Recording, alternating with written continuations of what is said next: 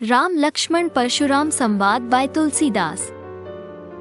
नाथ संबुधनु भंजनिहारा, होय ही केउ एक दास तुम्हारा। आयसु काह कहिय किन मोही, सुनी रिसाई बोले मुनि को ही। व्याख्या: श्री राम ने शिव धनुष को तोड़ दिया है। शिव धनुष तोड़े जाने के कारण जब परशुराम जी क्रोधित हो जाते हैं, तब उनके क्रोध को देखकर जब जनक के दरबार में सभी लोग भयभीत हो गए, तो श्री राम ने आगे बढ़कर परशुराम जी से कहा कि हे नाथ मुनि परशुराम, शिवजी के धनुष को तोड़ने वाला आपका ही कोई एक दास होगा, अर्थात मैं आपका दास हूँ। कहिए, मेरे लिए क्या आज्ञा है, मुझसे कहिए। राम के वचन सुनकर मुनि परशुराम क्रोध में भरकर बोले, सेवकु सो जो करे सेवकाई, अरे करनी करी करिय लड़ाई। सुनहु राम जेहि सिवधनु तोरा, सहस बाहु सम सो रिपु मोरा। सेवक वह कहलाता है जो सेवा का कार्य करता है। शत्रुता का काम करने वाले से तो लड़ाई ही की जाती है। कहने का तात्पर्य यह है कि सच्ची खुशी दूसरों को खुशी देने में निहित है, उन्हें पीड़ा पहुंचाने में नहीं। हे राम, मेरी बात सुनो। जिसने भगवान शिव जी के इस धनुष को तोड़ा है, वो सहस्रबाहु के समान मेरा शत्रु है। अर्थात जिसने भी भगवान शिव के धनुष को तोड़ा है, उसकी चाहे 1000 भुजाएं हों, वो फिर भी मेरा शत्रु है। सो बिलगाओ बिहाई समाजा, न त मारे जहि सब राजा। सुनी मुनि बचन लखन मुसुकाने, बोले परसुधर ही अवमाने। फिर वो राजसभा की तरफ देखते हुए कहते हैं कि वह धनुष तोड़ने वाला इस समाज को कर स्वयं अलग हो जाए, नहीं तो सभी राजा मारे जाएंगे। परशुराम जी के इन क्रोधपूर्ण वचनों को सुनकर लक्ष्मण जी मुस्कुराए और परशुराम जी का अपमान करते हुए बोले, बहु धनु ही तोरी लरिकाई, कबहू न असी रिस कीन ही गोसाई। यही धनु पर ममता के ही हेतु, सुनी रिसाई के भरेगु कुलकेतु। हे गोसाई संत, बचपन में हमने ऐसे छोटे छोटे बहुत से धनुहियां तोड़ डाली, तब तो ऐसा क्रोध किसी ने नहीं किया जिस प्रकार आप कर रहे हैं। इसी धनुष पर आपकी ममता किस कारण से है? ये सुनकर भृगुवंश की ध्वजा स्वरूप परशुराम जी क्रोधित स्वर में बोले, रे नृप बालक काल बस बोलत तो ही न सभार, धनु ही सम त्रिपुरारि धनु विदित सकल संसार। अरे राजपुत्र, मृत्यु के वश में होने से तुझे ये भी होश नहीं कि तू क्या बोल रहा है। तू संभल कर नहीं बोल पा रहा है। समस्त विश्व में विख्यात भगवान शिव का ये धनुष क्या तुझे बचपन में तोड़े हुए धनुषों के समान ही दिखाई देता है? लखन कहा हंसी हमरे जाना, सुनहु देव सब धनुष समाना। का छति लाभु जून धनु तोरे, देखा राम नयन के भोरे।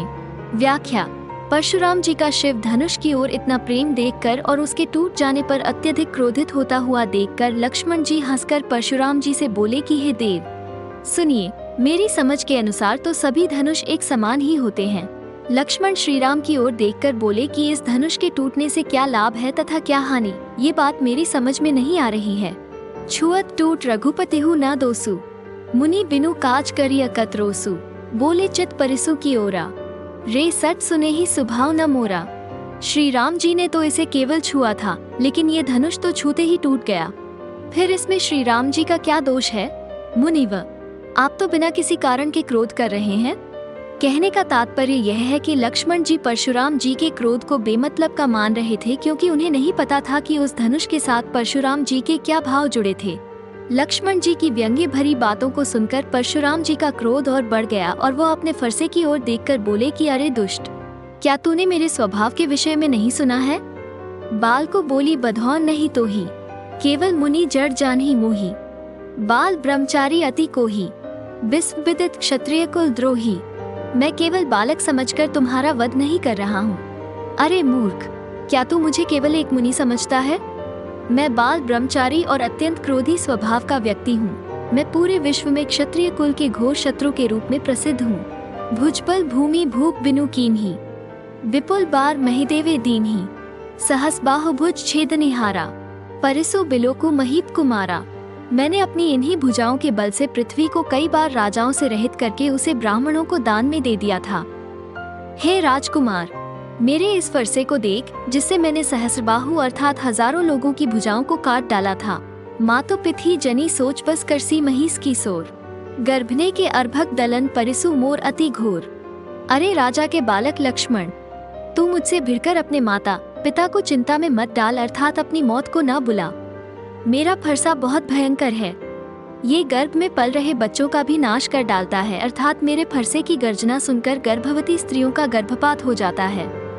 कहने का तात्पर्य यह है कि परशुराम जी लक्ष्मण जी को समझाने का प्रयास कर रहे हैं कि उन्हें जब क्रोध आता है तो वे किसी बालक को भी मारने से नहीं हिचकिचाते।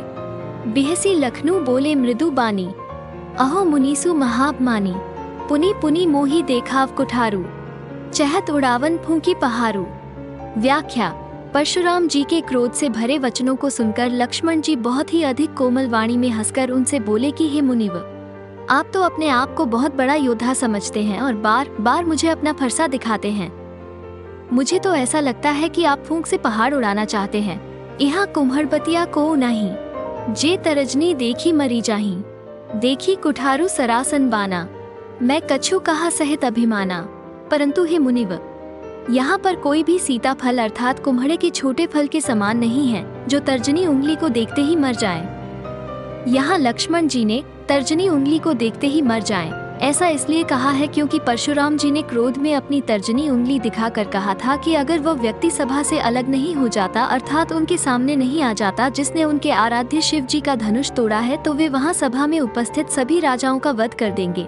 भरे गुसुत समुझी जनेऊ बिलोकी, जो कछु कहू सह रिस रोकी, सुर महिसूर हरिजन अरु गाई, हमरे कुल इन्ह पर ना सुराई। मुनि जी, मैंने आपके हाथ में फरसा और धनुष बाण देखकर ही अभिमान पूर्वक आपसे कुछ कहा था। कहने का तात्पर्य यह है कि एक क्षत्रिय ही दूसरे क्षत्रिय से अभिमान पूर्वक कुछ कह सकता है। जनेऊ से तो आप एक भृगुवंशी ब्राह्मण जान पड़ते हैं, इन्हें देखकर ही जो कुछ भी आपने कहा उसे सहन कर अपने क्रोध को रोक रहा हूँ।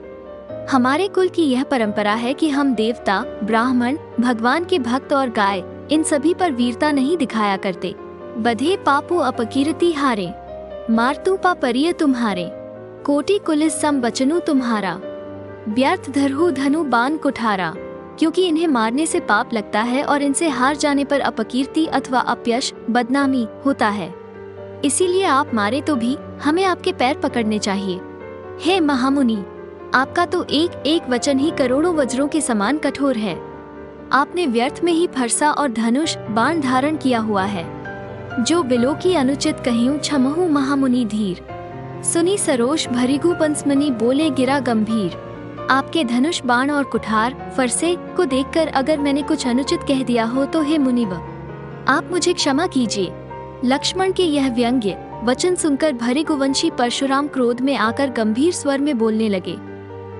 अगर आपको ये वीडियो पसंद आया तो एक लाइक ज़रूर करें और इसे अपने दोस्तों के साथ शेयर करें। कमेंट में बताएं कि आपको ये वीडियो कैसा लगा और इस चैनल को सब्सक्राइब करना ना भूलें।